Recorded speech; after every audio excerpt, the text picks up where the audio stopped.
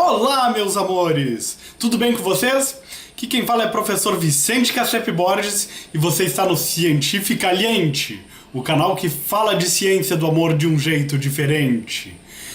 Esse vídeo é a segunda parte sobre Zick Rubin, falando da história do primeiro artigo que falou de uma medida do amor. Se você achou interessante, tem um vídeo no YouTube falando sobre isso, senta o dedo no like, deixa aquele like gostoso, assim, aquele like que o professor gosta, que o professor se sente bem, e se inscreva no canal caso você não seja inscrito, porque esse canal fala de muitos vídeos como esse, muita coisa sobre a ciência do amor, e é um canal muito legal, assim, eu adoro meu canal, assim, eu adoro ele, e então se inscreva que você não vai se arrepender, vai ser muito legal ver os outros vídeos que a gente tem por aqui. Certo? O nosso segundo vídeo, então, vai falar dessa pesquisa, que é pioneira, é uma pesquisa que eu adoro, que eu, cada vez que eu vejo essa pesquisa, que eu releio esse artigo, eu fico maravilhado com como que o Rubin fez na década de 70, quando não tinha nada, quando tudo era mato, ele foi lá e desbravou com um artigo que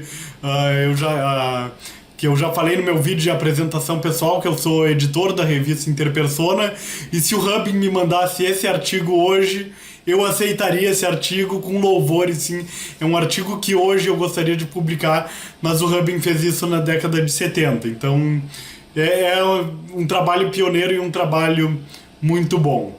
Então, vamos para esse vídeo. Então o foco dessa pesquisa se restringiu ao amor romântico, que foi definido como simplesmente o amor entre pares não casados do sexo oposto, do tipo que poderia levar para o casamento. Essa pesquisa teve 3 fases. A primeira fase foi criar essa escala em lápis e papel, que a gente chama de lápis e papel quando responde marcando X, marcando um X na pontuação que você acredita ser mais adequada. Né?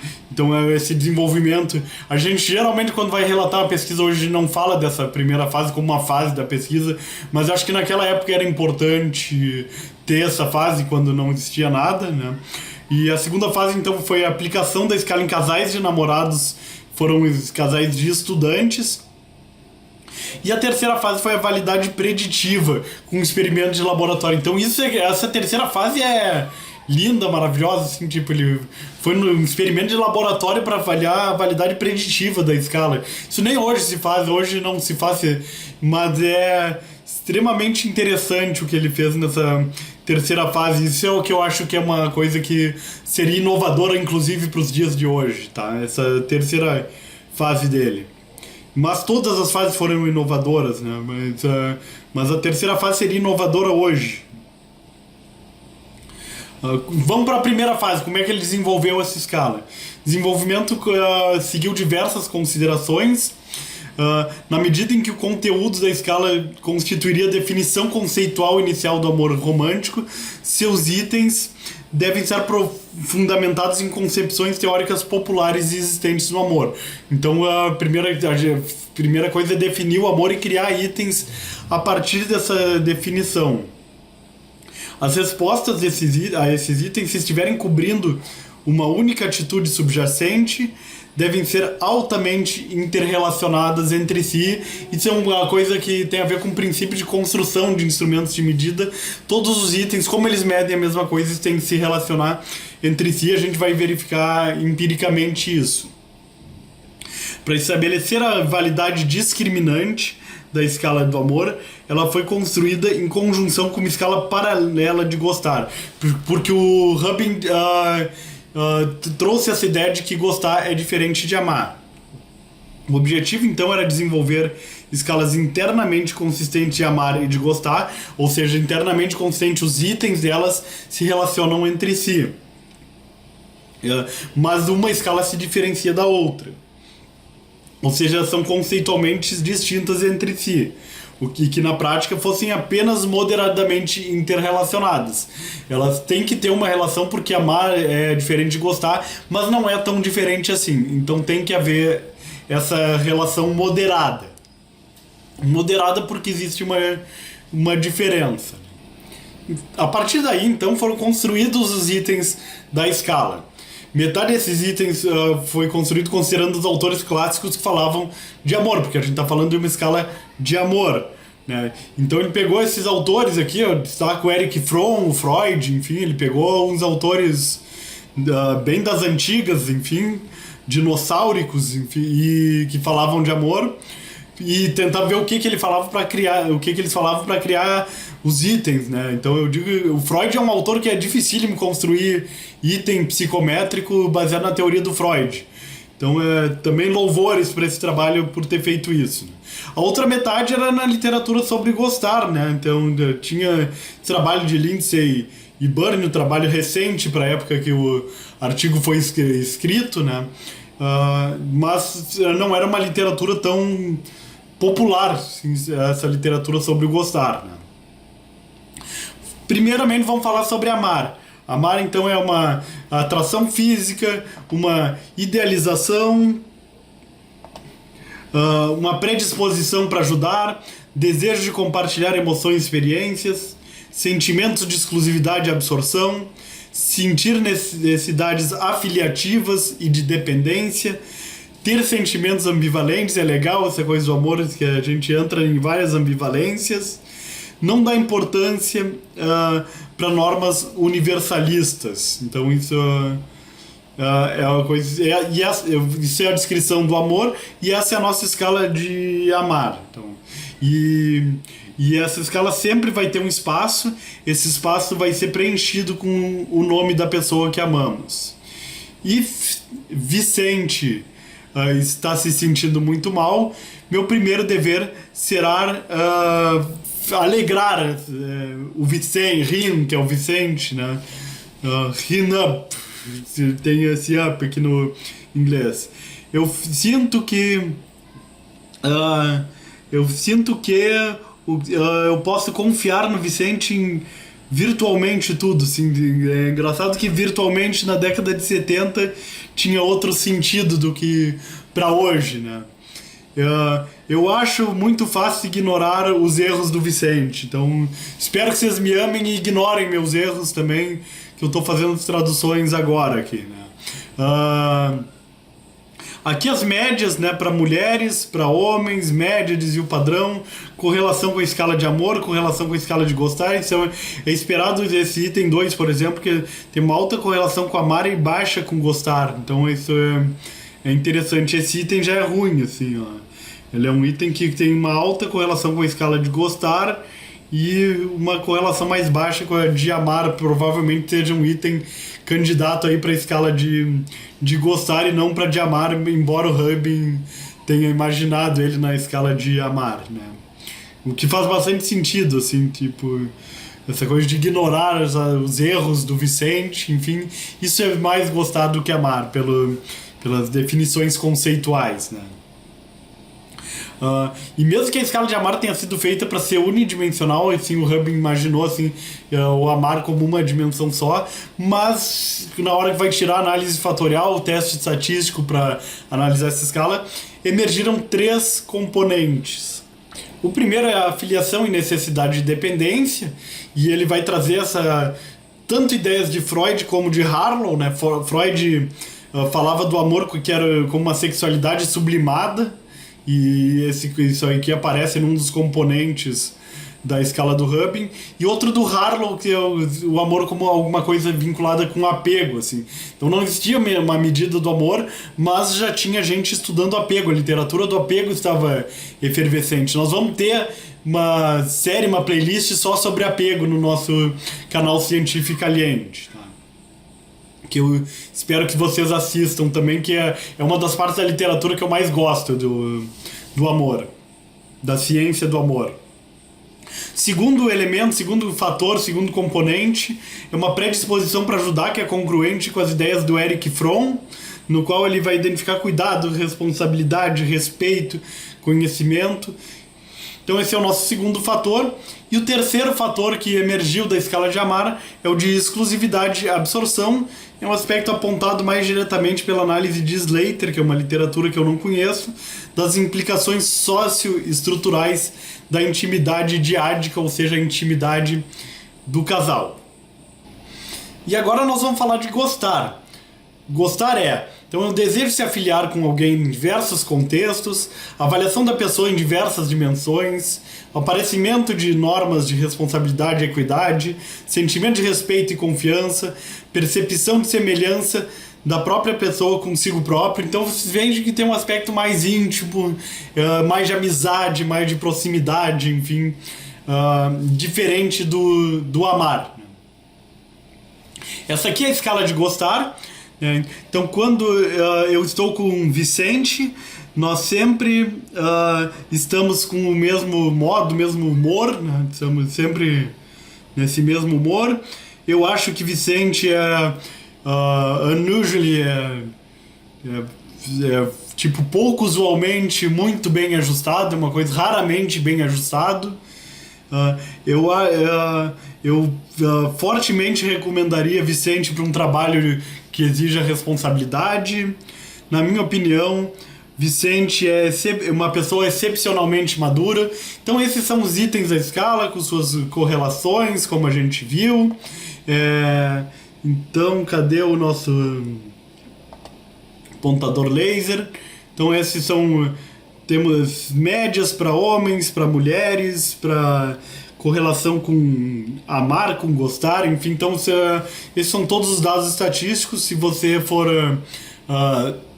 um pesquisador da área, dê pause no vídeo para ler. Aliás, vá no artigo, vá ler o artigo que é melhor, né?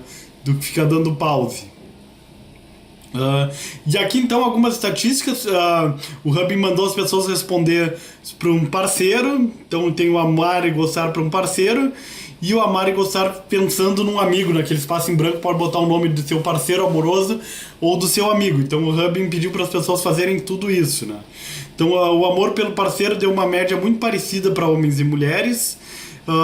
E gostar de um parceiro, vocês vejam que na escala de gostar as mulheres amam e gostam do parceiro, né? Os homens também amam e gostam, mas o gostar pela parceira é um pouco menor, assim, né? Se desvia os padrões, enfim. E aí por um amigo tem uma diferença. O amor por um amigo da mulher é bem maior do que o dos homens, e o gostar do amigo é muito parecido com homens e mulheres. Então esses são os dados estatísticos baseados nas respostas de 158 casais, que foi a amostra do Hubble. Com relação à estatística do alfa de Cronbach, tá? Ele foi de 0,84 para as mulheres e 0,86 para homens, muito parecidos e muito precisos. Eu não sei por que o Hubble calculou separado para homens e mulheres. Hoje em dia se calcula um alfa só para a escala, assim, ainda mais nesse sentido que não tem tanta diferença, mas são alfas muito bons. Ele conseguiu fazer essa coisa da consistência interna de um item se relacionar muito com o outro quando estão medindo a mesma coisa. Então os alfas foram muito bons, assim. A escala de amar ela foi moderadamente correlacionada com a de gostar. Então uma correlação de 0,39 para as mulheres e 0,60 para homens, uma diferença bem grande de sexo, de gênero, enfim. Mas foi então uma correlação moderada conforme ele esperava. Então tem uma correlação, mas não é tão grande porque são entidades diferentes. Mas teve esse achado que eu acho que chama atenção, que amar e gostar foram mais fortemente correlacionados em homens do que mulheres, tá? Então tem aqui a significância do teste Z, que ele usou o teste Z em vez do T, assim. Então são coisas da estatística lá que ele usou, que eu não sei qual é a razão que ele fez isso, né? Mas enfim, então teve esse foi um dado inesperado. O que o Hubble esperava é que ambos diferenciassem o amar de gostar, mas as mulheres têm essa diferença mais clara, assim, para elas. Então isso fornece apoio para a noção de que mulheres discriminam mais nitidamente os dois sentimentos do que homens, e o Rubin já achou alguma coisa na literatura prévia falando que as mulheres fazem essa diferença de maneira mais forte. Outro dado, então, é essas aqui, as correlações. Na verdade, é o mesmo dado, a gente está falando de todas as correlações do amor por um parceiro, gostar, estar apaixonado, probabilidade de se casar e tempo de relacionamento. Então, essa aqui, as correlações, enfim. E a gente vê essa correlação, que a grande diferença que a gente teve foi nessa correlação de amar e gostar, que homens foi 0,60 e mulheres 0,39. Os demais dados foram muito. Eu diria que foram muito parecidos aqui, então as demais correlações. Então essa matriz de correlação ela é bastante parecida, assim, só essa diferença entre amar e gostar que a gente teve uma diferença. Então agora nós vamos para o belíssimo estudo 2 do Rubin, o belíssimo, lindo, assim, aquele estudo que faz eu pedir um like, porque esse estudo é muito lindo, assim, tá? Que é um estudo experimental que ele fez na década de 70. É um estudo, então, para avaliar a validade preditiva das duas escalas, ou seja, se a escala consegue predizer o comportamento. O que isso quer dizer? Pessoas que têm alto score de amor, para dizer que a escala tem uma validade preditiva, essas pessoas têm que ter um alto score, tem que ter um alto critério, assim, tem que ter alguma coisa, assim, no caso é olhar um para o outro, assim, elas vão demonstrar um comportamento de amor um pelo outro. Então isso que é a validade preditiva, tem alto score de amor que também vai demonstrar um alto comportamento de amor. A hipótese que ele fez para então falar de validade preditiva, se a escala está prevendo o amor mesmo, é que os casais com maior amor um pelo outro na escala, eles vão ficar mais tempo se olhando nos olhos um dos outros do que casais com menos amor. Então isso é uma hipótese muito interessante, faz sentido, se eu tenho mais amor eu vou ficar mais tempo olhando no olho da minha amada, né? Casais dos quais dois parceiros tiveram um amor superior à mediana foram considerados casais com amor alto ou forte amor. E logo casais com inferior à mediana são casais de baixo amor, né? Você sabe o que é mediana? Assim, os 50% com mais amor, 50% com menos amor. Assim, são consideram alto amor e baixo amor. Então isso é a mediana, tá? Não é a média que ele usou. Casais dos quais um dos parceiros teve amor inferior à mediana e o outro superior foram excluídos do estudo, assim. Então, que pode ter casais que só um ama e o outro não, né? Assim, então, esses casais, a gente pegou casais com alto amor e casais com baixo amor, ele excluiu os demais. E aí, então, para continuar o experimento, alguns casais foram requisitados a comparecer juntos e outros separados. Eles foram pareados com alguém de outro casal, cara. Quem não era então do juntos foi, sei lá, tipo, o Vicente vai lá com a mulher do outro vai com a mulher do Vicente e assim por diante, assim. Então ele separou alguns casais, pediu para fazer o experimento, continuar o experimento com alguém que desconhecido, enfim. Então foram 4 grupos experimentais. Casais fortes juntos, pessoas que tinham amor forte e foram pro experimento juntos. Fracos juntos, então casais de amor fraco também foram juntos, que tinham um amor mais fraquinho, mas participaram juntos da segunda metade. Fortes separados, então casais com amor forte foram separados, foram pareados com alguém de outro casal de amor forte. E o fracos separados, tá? Então são também 20 pares, todos aproximadamente 20 pares de pessoas, né?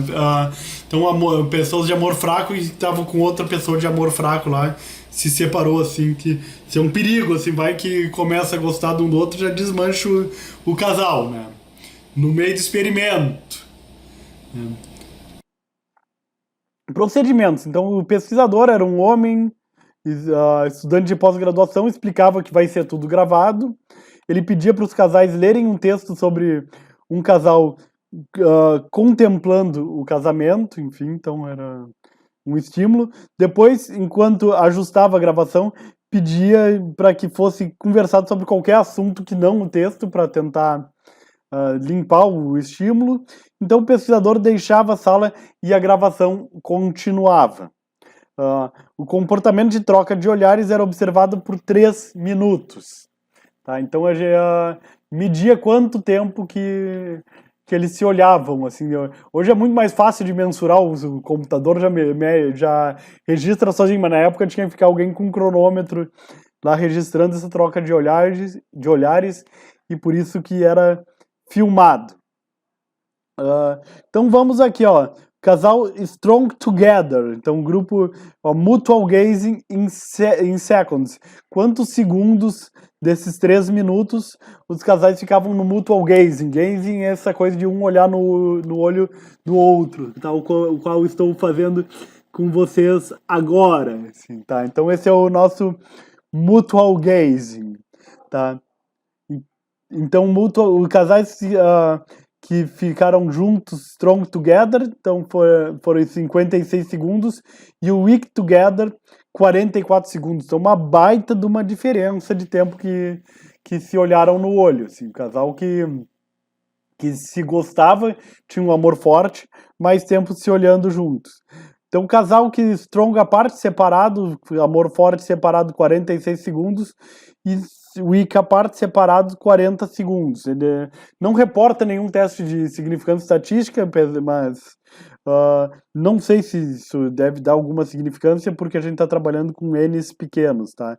Tamanho de amostra pequenos. Certo?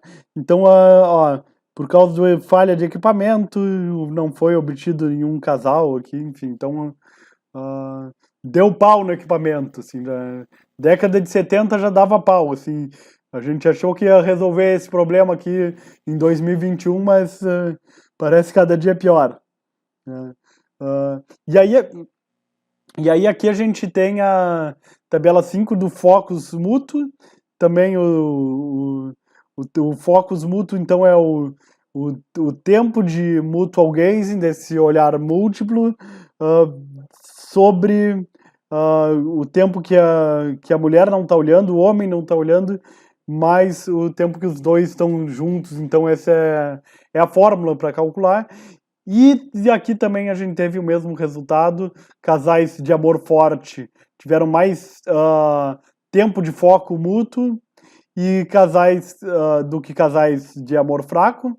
E os casais que foram separados deu muito parecido, assim, tanto faz se o amor era forte ou junto, mas não estava com a pessoa que era foco do amor, então teve esse resultado parecido. Né? Então, isso indica que a pessoa mantém o foco, esse foco ele é muito...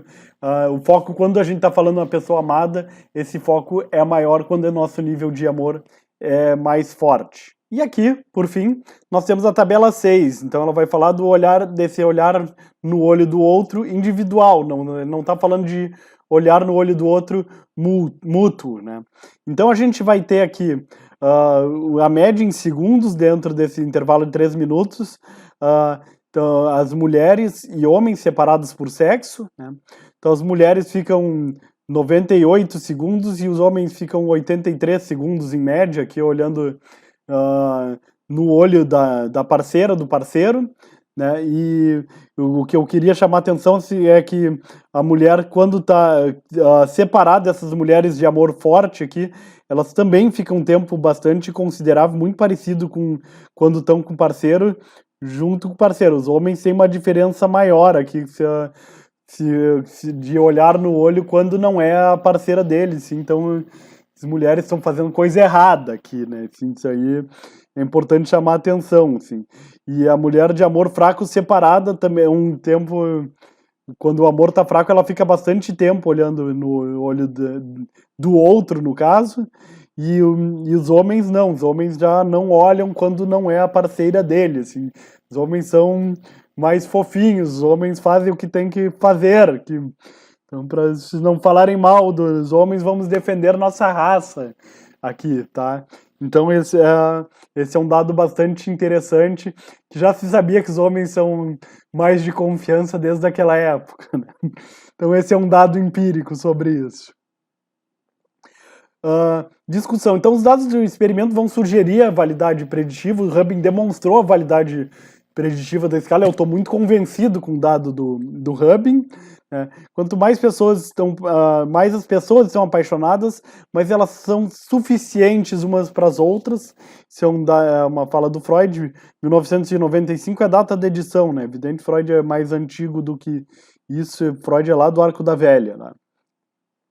Mulheres são mais especializadas em aspectos socioemocionais das interações do que homens e por isso vão olhar mais nos olhos do interlocutor. Então tem essa diferença maior, mas as mulheres olham mais no olho do que homens. Então isso também é um achado legal, né? No que diz respeito ao amor ou afeto, escreveu Harlow em 1958, os psicólogos falharam em sua missão. O pouco que sabemos sobre o amor não transcende a observação simples, e o pouco que escrevemos sobre isso foi escrito melhor por poetas e romancistas. Então o Rubin está falando disso, mas a ciência, aqui foi a época em que a ciência começou a acordar. A ciência começou a acordar e vamos ser melhor que os poetas aqui. Nessa parte a ciência melhorou, né? Então começou a se desenvolver assim. Esse estudo conseguiu enfim, tá errado aqui, me perdoem, separar e mostrar a distinção entre amar e gostar. Algumas variáveis comportamentais são importantes, comportamento sexual, de ajuda, autorrevelação, então isso aqui é importante para a gente avaliar os comportamentos, mas no primeiro estudo o Rubin não foi assistir as pessoas fazendo sexo, sim, tá? Ele simplesmente mediu o olhar uma pelas outras, tá? Então, esse foi nosso estudo pioneiro. Eu espero que vocês tenham gostado, vocês tenham entendido como é que se estuda o amor naquela época e hoje em dia, que é muito parecido. Assim, esse estudo forneceu diretrizes para a gente entender o amor, ou entender como é que se estuda o amor, entender uma metodologia de pesquisa útil, prática para a gente estudar o amor, tá? Se você quiser saber mais e se você fala inglês, vá nessa referência, leia esse artigo, assim, que ele é bem legal. Tá aqui o link. Se o artigo não abrir, existem maneiras de piratear essa abertura, só que eu não vou falar para vocês como é que se faz isso, mas você consegue descobrir por si próprio, né? Mas de qualquer forma é muito... você consegue ter acesso a esse artigo, ele tá aqui a referência. Enfim, então é um artigo que eu recomendo muito a leitura caso vocês tenham gostado do vídeo e principalmente se você for um acadêmico, um estudioso. Então eu fico por aqui e nos vemos nas próximas aulas. Muito obrigado e até mais.